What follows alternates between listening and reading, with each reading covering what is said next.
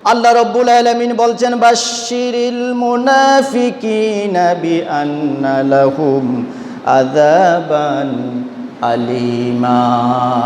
এই পৃথিবীতে যারা মুনাফিক আছে আল্লাহ তাআলা বলছেন তাদের জন্য তাদেরকে সুসংবাদ দাও। এখানে সুসংবাদ বলতে জাহান্নামের ভয়াবহতার কথা বলেছেন। এখানে সুসংবাদ বলতে জান্নাতের সুসংবাদ নয়, এখানে সুসংবাদ বলতে জাহান্নামের আযাবের ভয়াবহতা আল্লাহ তাআলা বলেছেন তাদেরকে, মুনাফিকদেরকে সুসংবাদ দাও।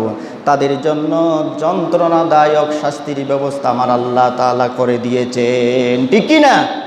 মুনাফিকদেরকে আল্লাহ তাআলা কাফিরদের সাথে তুলনা করেছেন।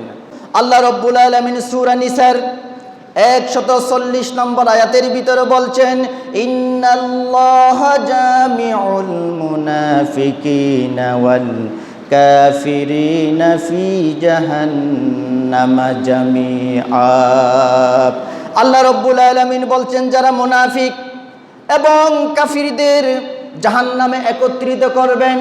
আল্লাহ তাআলা এখানে মুনাফিক এবং কাফিরদেরকে একত্রে জাহান্নামের ভিতরে করবেন। তাহলে এখানে মুনাফিক এবং জাহান্নামীদেরকে, মুনাফিক এবং কাফিরদেরকে আল্লাহ তাআলা সমানভাবে সম্বোধন করেছেন। ঠিক কি না?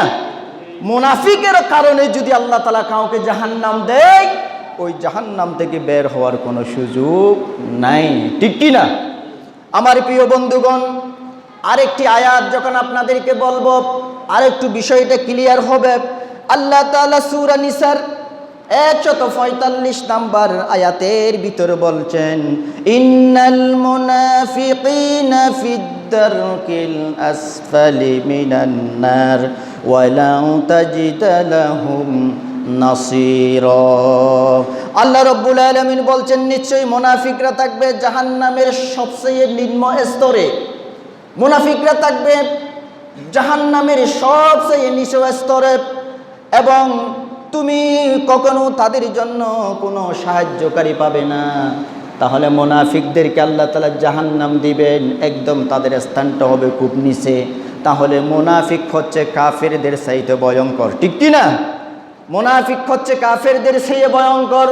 মুসলমানের ভিতর থেকে মুসলমানের লেবাস পরিধান করে মুসলমানের ভিতরে ঢুকে ফাসাদ সৃষ্টি করে দেয়, ইসলাম বিরোধী কার্যকলাপ করে।